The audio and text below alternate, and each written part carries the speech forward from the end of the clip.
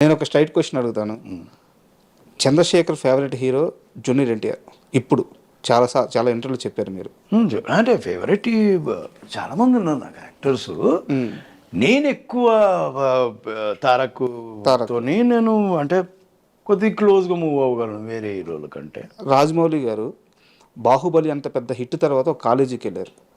ఆ కాలేజీకి వెళ్ళిన తర్వాత అక్కడ ఒక క్వశ్చన్ వచ్చింది, మీ ఫేవరెట్ హీరో ఎవరు అని చెప్పేసి స్టూడెంట్స్ అడిగారు. కొన్ని వేల మంది స్టూడెంట్స్ ఉన్నారు. ఆ టైంలో ఆయన ఏ బాలీవుడ్ హీరో పేరు చెప్పినా ఓకే అంటారు, ఎందుకంటే అంత పెద్ద హిట్ కొట్టున్నారు. ఏ హాలీవుడ్ హీరో పేరు చెప్పినా ఆయన ఎవరు ఏమి క్వశ్చన్ చేయరు, ట్రోల్ చేయలేరు కూడా. బాహుబలి రేంజ్ అది. కానీ అంత పెద్ద సక్సెస్ కొట్టిన తర్వాత కూడా అదే వేదిక మీద మీ ఫేవరెట్ హీరో ఎవరంటే తారక్, ఎన్టీఆర్ఏ నా ఫేవరెట్ హీరో అని చెప్పారనమాట. అంత బాండింగ్ ఏంది వాళ్ళిద్దరి మధ్య? అంటే ఫస్ట్ సినిమా నుంచి ఇది ఉంది, మేబీ అదే ఉంటుంది. సో తను కూడా చిన్నపిల్లోళ్ళ వాళ్ళ ఇంట్లో అందరితో కలిసిపోతారు కాబట్టి తెలియకుండా బాండింగ్ వచ్చేస్తుంది. అసలు ఇద్దరు ఎలా ఉంటారు సార్ సెట్లో? తను ప్రభాస్ అయినా అంతే. ప్రభాస్, తారక్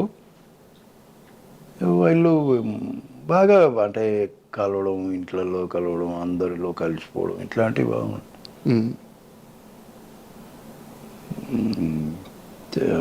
తారక ఇంకా అదే వీళ్ళు కూడా చిన్న పిల్లోళ్ళే అన్నట్టే చూసిండు స్టూడెంట్ నెంబర్ 1 నుంచి. మేబీ అది ఉంటుంది. అండ్ ఇప్పుడు మీరు చేస్తున్న ప్రాజెక్ట్ సెన్సెస్? నేను ఇప్పుడు ఏం లేదు అని ఒకరు ఇద్దరు అడిగినారు కొత్త సినిమాలు, కొత్త వాళ్ళే, కొత్త హీరోలు. అది సరే మేబీ చేస్తా నెక్స్ట్ మంత్ అంతే. ఏ సీరియల్ జరుగుతున్నాయి సీరియల్లో ఇప్పుడు జెమినీకి ఒకటి శివంగి అని, జీటీవీకి ఒకటి లక్ష్మీ నివాసం అని, మరి రంగుల రాటం ఈటీవీకి మల్లెమాల వాళ్ళది.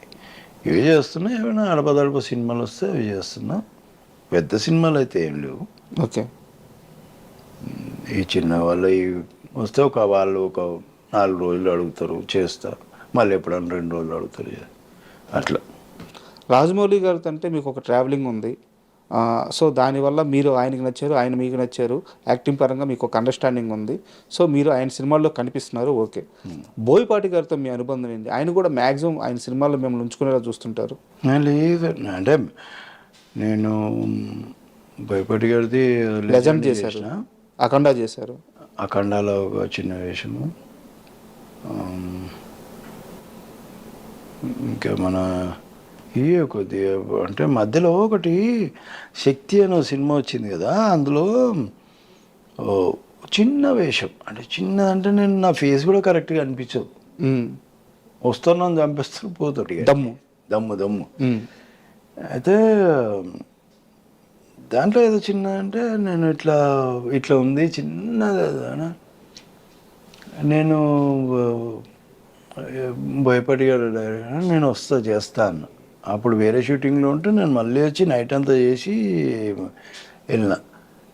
సో ఏం శేఖర్ చిన్నది ఏమనుకోకు, ఇట్లా ఇచ్చినాను, మీరు ఉన్నారు కదా సార్ అందుకే వచ్చేసినాను.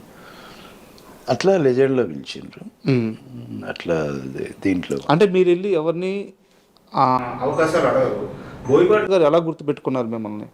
ఆయన గుర్తుపెట్టుకుంటారు. అది ఆయనకి ఉంది కంపల్సరీ. ఇప్పుడు ఒక సినిమాలు ఉన్నాయంటే నెక్స్ట్ సినిమా తీసేవాడు పక్కా మైండ్లో ఉంటుంది. ఇప్పుడు నేను అక్కడ 1లో చనిపోయాను కాబట్టి ఓకే, లేదంటే కంపల్సరీ 2లో కూడా ఉండేవారు.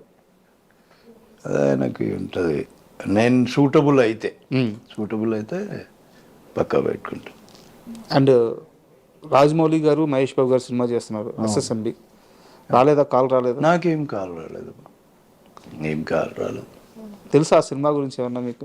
ఎలా ఉండబోతుంది? మస్తు. ఇప్పుడు నేను ఎప్పుడు కలవను నేను రాజమౌళి గారిని. మీరు చాలామంది అనుకుంటారు టచ్లో ఉంటారు, ఫోన్ చేసుకుంటారు.